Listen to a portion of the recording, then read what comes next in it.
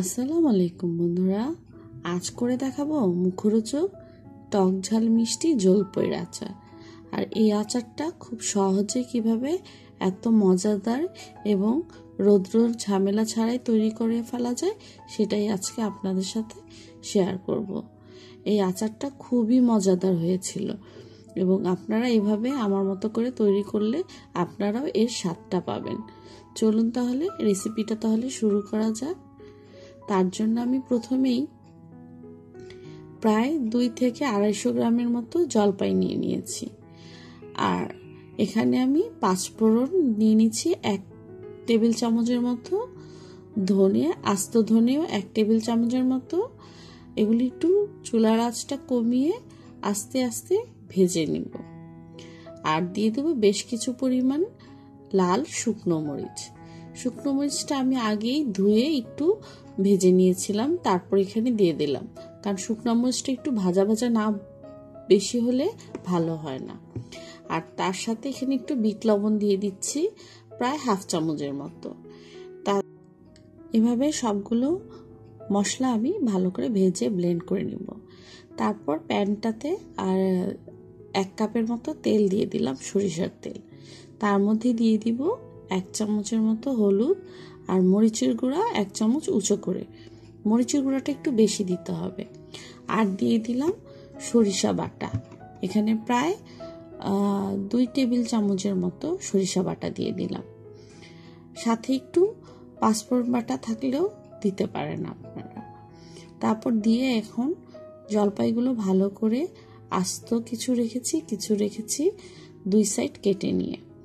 আস্ত জলপাইগুলো আবার একটু কেচে দিয়েছি চারিদিক দিয়ে।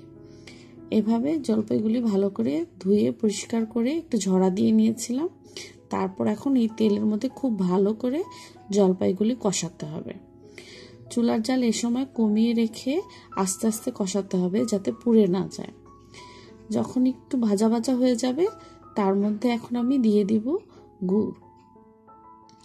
আমি এখানে প্রায় 1/2 কাপের মতো গুড় নিয়েছিলাম, প্রায় 3 টেবিল চামচের মতো। আপনারা চাইলে চিনিও দিতে পারেন, তবে গুড় দিলে জলপাইয়ের কালারটা অনেক সুন্দর আসে। আর সাথে দিয়ে দিলাম প্রায় 1/2 কাপের মতো সিরকা। এতে করে হবে কি, জলপাইটা যেহেতু খুব ড্রাই, এখন যদি আমি সিরকা আর এই গুড়টাতে একটু জাল এসে একটু পানি হবে, তখন জলপাইটা খুব ভালো করে সিদ্ধ এবং একটা ঘনত্ব তৈরি হবে। এতে করে চুলার জাল বাড়ানো থাকলেও পুড়ে যাবে না। আর এখন দিয়ে দিলাম ফাঁকি করে রাখা সেই মশলার গুঁড়াটা, প্রায় অর্ধেকের মতো। এই অবস্থায় চুলার জালটা কিন্তু মিডিয়াম রেখেই অনবরত নেড়ে যেতে হবে। আর বারবার খেয়াল রাখতে হবে যাতে পোড়া না লেগে যায়। আর আমি কিন্তু এখানে লবণ ব্যবহার করিনি, লবণটা ব্যবহার করব শেষের দিকে। লবণটা আগে ব্যবহার করলে অনেক সময় টক মিষ্টি আচারে বেশি হয়ে যায়, কম হয়ে যায়।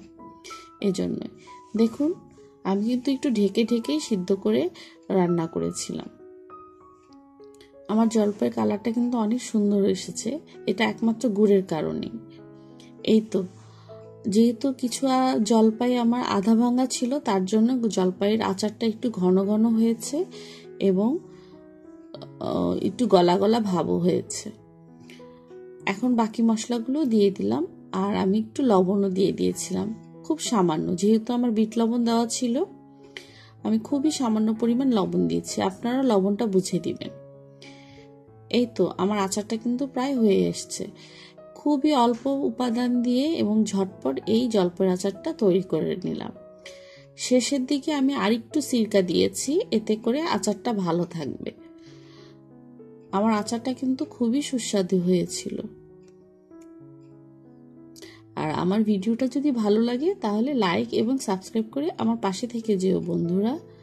আর এখন যেহেতু জলপাই পাওয়া যাচ্ছে, এরকম আচার ঘরে তৈরি করে নিও সবাই।